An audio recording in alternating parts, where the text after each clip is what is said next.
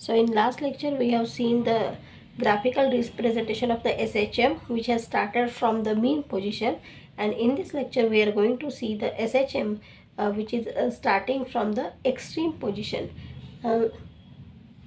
This is the representation of the SHM which is starting from the extreme position. So for this, if this is a we have taken this as a 0, then let us take this as a. So x is equal to a at a time t is equal to 0. So previously x was a 0 at a time is equal to 0 when the particle was starting its journey from here, but now the particle is starting its journey from the extreme position. Therefore we have taken x is equal to a at time t is equal to 0, where a is the amplitude. So amplitude is nothing but the maximum displacement from its mean position, and which we have taken as a. Now we know that the general equation for the displacement is a sine omega t plus alpha.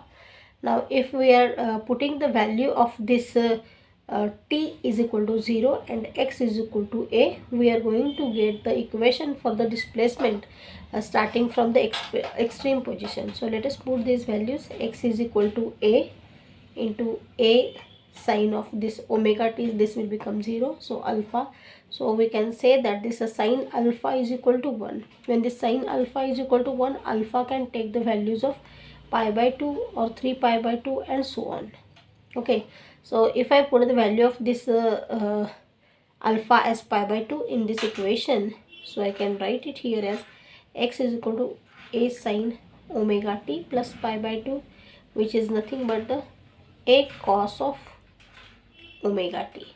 Now this is the expression for the displacement of a SHM which is starting from the extreme position. Now let me write this equation over here. So we have got x is equal to a cos of omega t. So this is the expression for the displacement. I can write velocity from this. So rate of change of displacement with respect to time is nothing but the velocity. If I take differentiation of this, so minus a omega sine omega t, this is nothing but the velocity, and acceleration will be minus a omega square cos of omega t.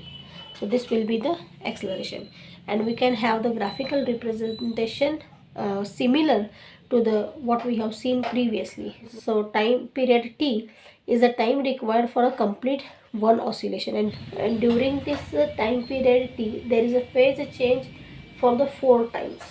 And now we are taking those main 4 points. Now let us draw the displacement vector.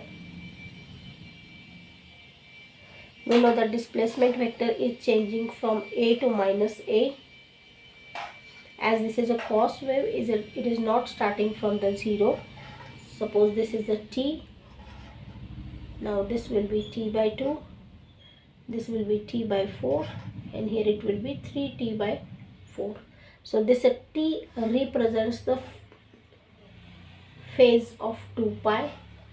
This will represent the phase pi by 2 and 3 pi by 2. So these are the different phases at a different time intervals. So at a time t is equal to 0, as this is a cos wave, it will not start from here. So we know that this cos 0 is equal to 1, therefore x is equal to a. So its journey will start from here. Then cos of 90 is equal to 0, so it will become 0. Cos of pi is equal to minus 1, so it will become minus 1. And cos of 3 pi by 2 is 0 again, so it will be 0. And for 2 pi it will become again a.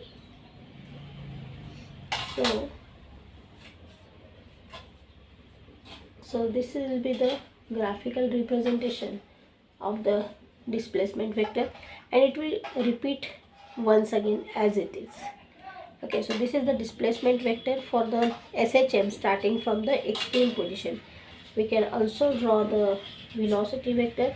So the velocity vector is changing from a omega to minus a omega. So this will be t by 2, t by 4, 3t by 4. Once you know the relation between the time period and phase change, and if you know the table of the sine and cos at the degrees from 0 to 360 degrees, you can draw these graphs very easily. Okay, so this is related to pi, this is related to 3 pi by 2, and this is related to the 2 pi. Okay, now as this is a sine wave velocity, so this is a velocity. So the velocity vector is a sine wave and it is starting from 0. So at a sine pi by 2, we know that sine 90 is equal to 1. Therefore, it will be minus a omega. So minus a omega, I will take a little bit downwards. So this will be the point. So this will be minus a omega. Sine of 180 is equal to 0, and sine of 3 pi by 2, it will be minus 1. So this minus and minus will become plus, and this will be the point. And the sine of 2 pi, so that will be 0. So the point will again come over 0. So this is how it is going to be, and the same will repeat afterwards. Okay, so this is a sine wave representing the velocity vector for the SHM starting from the extreme position. Similarly, we can also draw. Now I think you have understood the concept of, or how we can draw this graphical representation of this uh, displacement, velocity and acceleration. Now this is the acceleration. We know that these values will range from a omega square to minus a omega square, and but obvious this is a t, this is t by 2, t by 4, 3t by 4, and the value, these are the related to the phases. So this is related to pi by 2, this is related to pi, 3 pi by 2 and 2 pi. Now we know that this is a cos wave. It will not start from 0, because the cos 0 is equal to 1 at a 0, at 0 cos omega t, so it will be minus, here it will be, okay. Then at pi by 2, so it will be 0, pi it will be plus 1, okay. 3 pi by 2 it will be 0 again, and at 2 pi it will become 1, so it will be minus 1 over here. So the graphical representation will be like this. Okay, so this is how we can represent the displacement, velocity and acceleration of the SHM starting from the extreme position.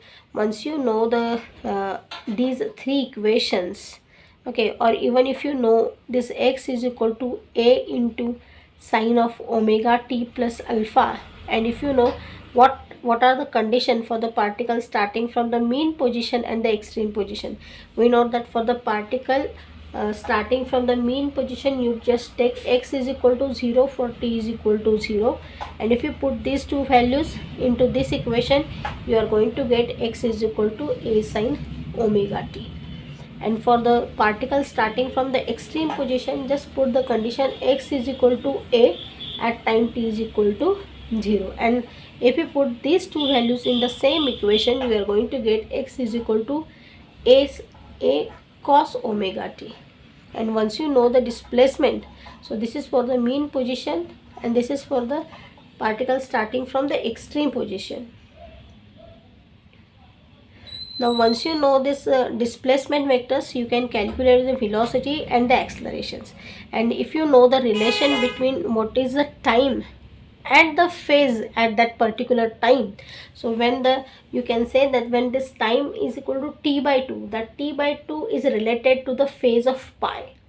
Okay, when this time is completely t, that is related to the 2 pi. Once you know the relation between this time and phase, and if you know the relation of the displacement vector, you can draw this all 6 diagrams, the 3 which we have seen in the previous lecture for the mean position and these 3 for the extreme position.